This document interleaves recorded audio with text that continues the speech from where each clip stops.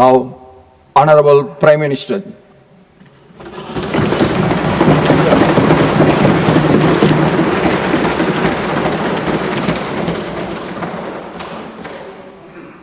आदरणीय सभापति जी, एक ऐसा अवसर है जो हमें इस सदन में हर 2 वर्ष के बाद कुछ भावुक पलों में डुबो देता है। इस विशेष अवसर पर आपने मुझे अपनी भावनाएं प्रकट करने के लिए जो अवसर दिया, इसके लिए मैं आपका बहुत बहुत आभारी हूं। आदरणीय सभापति जी,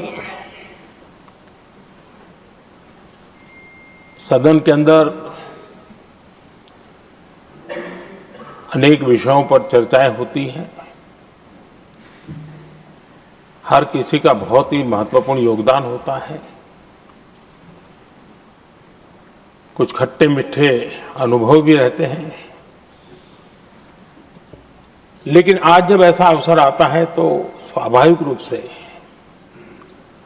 दलगत भावना से ऊपर उठ करके हम सबके भीतर एक समान भाव प्रकट होता है। यार, ये हमारे साथी अब किसी और विशेष काम के लिए आगे बढ़ रहे हैं। यहां से जो साथी विदाई ले रहे हैं, कुछ फिर से आने के लिए विदाई ले रहे हैं और कुछ विदाई के बाद यहाँ का अनुभव लेकर के समाज जीवन में कुछ न कुछ विशेष योगदान के लिए जा रहे हैं। जो जा रहे हैं लेकिन आने वाले नहीं हैं, उनको भी मैं कहना चाहूंगा कि राजनीति में कोई फुल स्टॉप नहीं होता है। भविष्य आपका भी इंतजार कर रहा है और आपका अनुभव, आपका योगदान राष्ट्र जीवन में हमेशा हमेशा बना रहेगा। आदरणीय सभापति जी, इस सदन में जो भी सदस्य माननीय हमारे विदाई ले रहे हैं,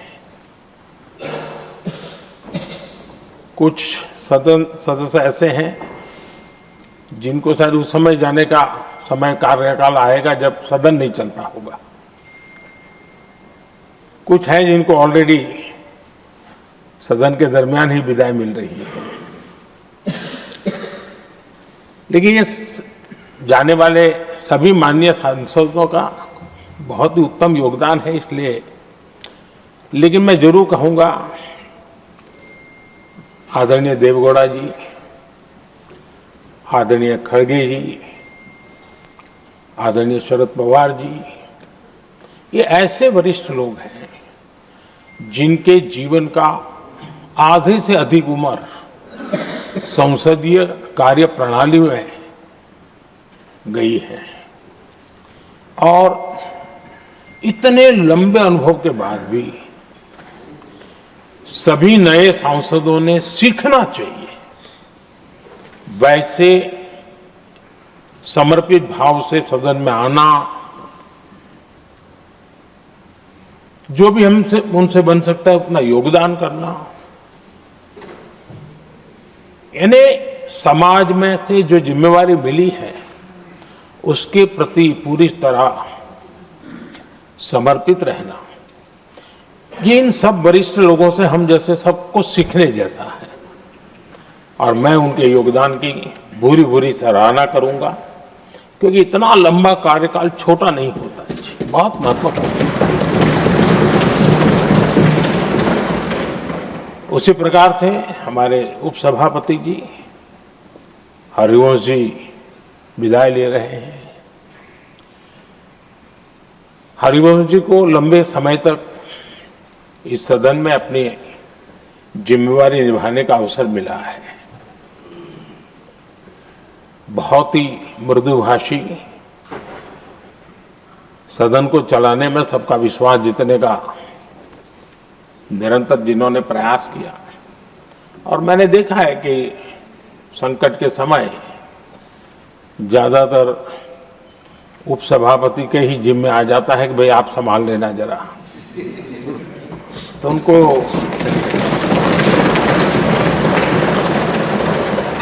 एक लंबा एक्सपीरियंस होता है, सबको जान भी लेते हैं, भली बात ही जान लेते हैं,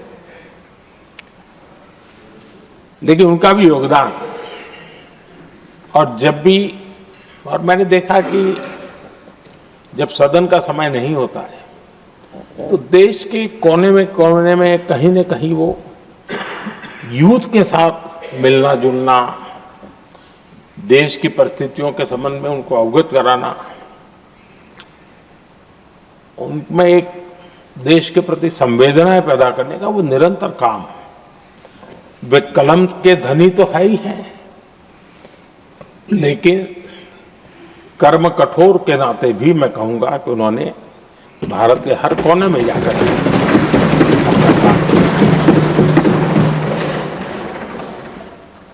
आदरणीय सभापति जी, कभी कभी किसी समय हम सुनते थे कि सदन में बहुत ही हास्य विनोद व्यंग्य का अवसर मिलता रहता है। इन दिनों शायद धीरे धीरे कम होता जा रहा है, क्योंकि 24/7 मीडिया की दुनिया ऐसी है कि हर कोई कॉन्शियस रहता है। लेकिन हमारे आठवले जी हैं जी, सदाबहार है।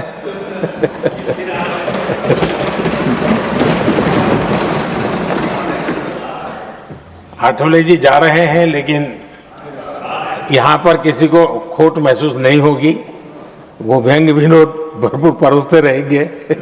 जब ये पूरा भरोसा है। आदरणीय सभापति जी, सदन में से हर 2 साल के अंतराल के बाद एक बड़ा समूह हमारे बीच से जाता है, लेकिन ये ऐसी व्यवस्था है कि जो नया समूह आता है उनको बाकी जो लंबे समय से 4 साल से बैठे हुए साथी हैं, अनुभव है, नए लोगों को तुरंत उनसे कुछ न कुछ सीखने का अवसर मिलता है। और इसलिए एक प्रकार से यहाँ की जो विरासत है वो कंटिन्यू प्रोसेस हमेशा रहती है। ये बहुत बड़ा लाभ होता है।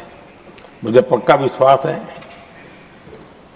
कि जिनको इस बार जाना नहीं है वो भी जो नए माननीय सांसद आएंगे उनको उनके अनुभव का लाभ मिलेगा और उनका योगदान भी सदन को और समृद्ध करेगा, ऐसा मेरा पूरा विश्वास है। आदरणीय सभापति जी, हम लोग जानते हैं कि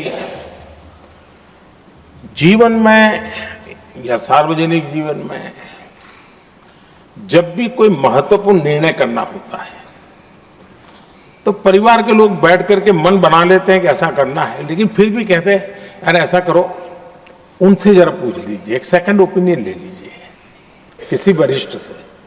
और घर में वरिष्ठ नहीं कहेंगे, मोहल्ले में देखो भाई वो काफी अनुभवी है, जरा उनसे पूछ लो एक बार उनका मन क्या करता है। अगर कोई बीमार है तो भी कहते हैं यार ऐसा करो भाई, एक और डॉक्टर से जरा ओपिनियन ले लो। सेकंड ओपिनियन का बहुत महत्व होता है। मैं समझता हूँ हमारी संसदीय प्रणाली में इस सेकंड ओपिनियन की बहुत बड़ी ताकत रही है। एक सदन में कुछ निर्णय होता है, दूसरे सदन में फिर आता है सेकंड ओपिनियन के लिए। अगर इस सदन में होता है तो उस सदन में जाता है सेकंड ओपिनियन के लिए।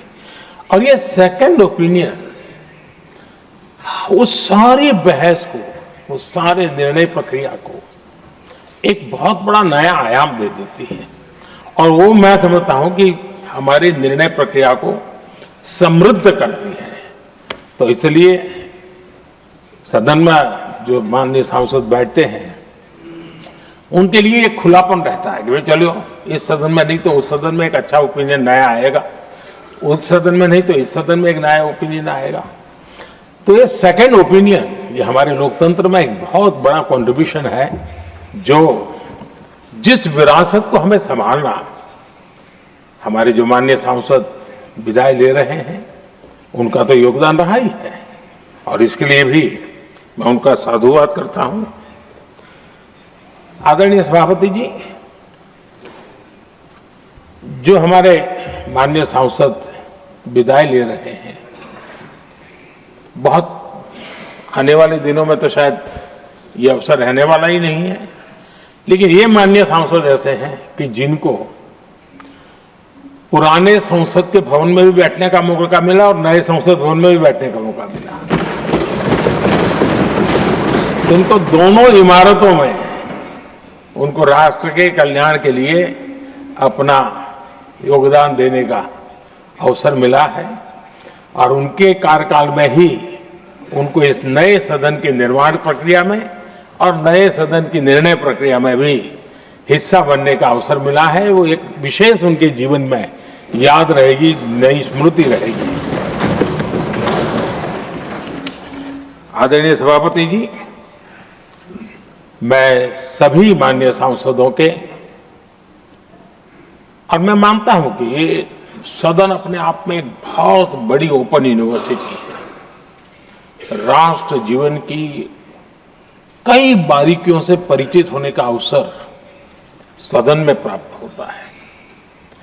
एक प्रकार से हमारी यहां शिक्षा भी होती है, हमारी दीक्षा भी होती है। ये 6 साल यहां जो रहने का अवसर मिलता है, वो जीवन को घड़ने का, राष्ट्र जीवन के घड़तर में योगदान का तो महत्व है ही है, क्योंकि निर्णय प्रक्रिया का हिस्सा है, लेकिन स्वयं के जीवन को घड़ने का भी एक अमूल्य अवसर होता है। और इसलिए जब माननीय सांसद यहां आते हैं, उस समय की उनकी जो भी सोच, समझ और क्षमता है, जब जाते हैं तो अनेक गुना वो बढ़ती है, उसका विस्तार होता है, अनुभव की एक बहुत बड़ी ताकत होती है। और तब जाकर के जाने के बाद राष्ट्र जीवन का उनका निरंतर योगदान बना रहे हैं। वे अपने तरीके से व्यवस्था के तहत हो सकते हैं, व्यवस्था के तहत न हो सके, लेकिन उनका अमूल्य योगदान मिलता ही रहे राष्ट्र जीवन के निर्माण में। उनका अनुभव हमेशा हमेशा उपयोगी हो, ये मेरी उन सभी माननीय सांसदों को मेरी शुभकामनाएं हैं। और मैं फिर से एक बार सभी माननीय सांसदों के योगदान का गौरवगान करता हूं, साधुवाद करता हूं। बहुत बहुत धन्यवाद।